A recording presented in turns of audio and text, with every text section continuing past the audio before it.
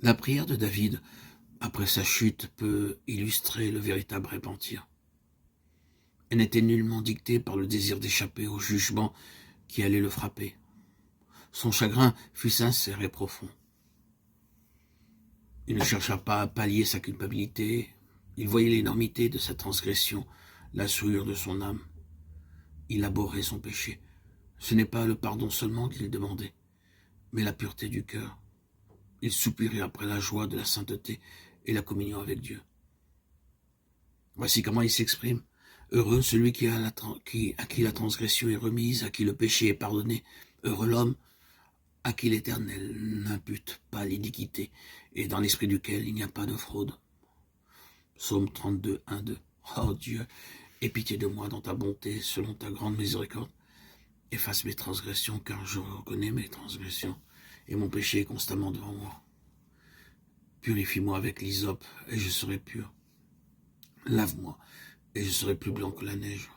Ô Dieu, crée en moi un cœur pur. Renouvelle en moi un esprit bien disposé, ne me rejette pas loin de ta face. Ne me retire pas ton Esprit Saint. Rends-moi la joie de ton salut. Et qu'un esprit de bonne volonté me soutienne. Ô Dieu, Dieu de mon salut, délivre-moi du sang versé. Et ma langue célébrera ta miséricorde. Psaume 51, 3, 16. Il n'est pas au pouvoir de l'homme de parvenir à une telle repentance. On ne le reçoit que du Seigneur. Or, c'est précisément ici que plusieurs sont dans l'erreur, ce qui les prive de l'aide que Dieu désire leur accorder. Ils pensent ne pas pouvoir venir à Jésus avant de s'être repentis et croient que la repentance prépare au pardon des péchés. Il est vrai que la repentance précède le pardon, car seul un cœur humilié et contrit éprouve le besoin d'un sauveur. Mais le pécheur doit-il attendre de s'être repenti avant de venir à Jésus? La nécessité de la repentance doit-elle être élevée comme un obstacle entre le pécheur et son sauveur? L'Écriture n'enseigne nulle part que le pécheur doive se repentir avant de répondre à cette invitation du Sauveur. Venez à moi, vous tous qui êtes fatigués et chargés, et je vous donnerai du repos. Matthieu 11, 28. C'est une puissance émanant de Jésus qui nous donne la véritable repentance. Venez à moi, vous tous qui êtes fatigués et chargés, je vous donnerai du repos. L'apôtre Pierre a éclairci cette question quand il a fait aux Israélites cette déclaration. Dieu l'a élevé par sa droite comme prince et sauveur pour donner à Israël la repentance et le pardon des péchés. Acte 5, 31.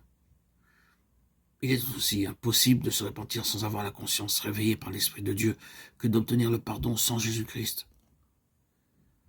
Jésus-Christ est la source de tout bon sentiment. C'est lui seul qui peut mettre dans nos cœurs l'horreur du péché.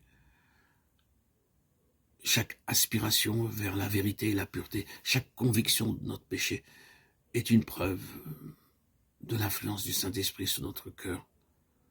Jésus a dit, quand j'aurai été élevé de la terre, j'attirerai tous les hommes à moi. Jean 12, 32. Il faut qu'il soit révélé aux pécheurs comme le Sauveur mort pour les péchés du monde. Car c'est la contemplation du Fils de Dieu sur la croix du Calvaire qui commence à nous révéler le mystère de la rédemption. La bonté de Dieu qui éclate nous amène à la repentance. En mourant pour les pécheurs, le Fils de Dieu a manifesté un amour incompréhensible.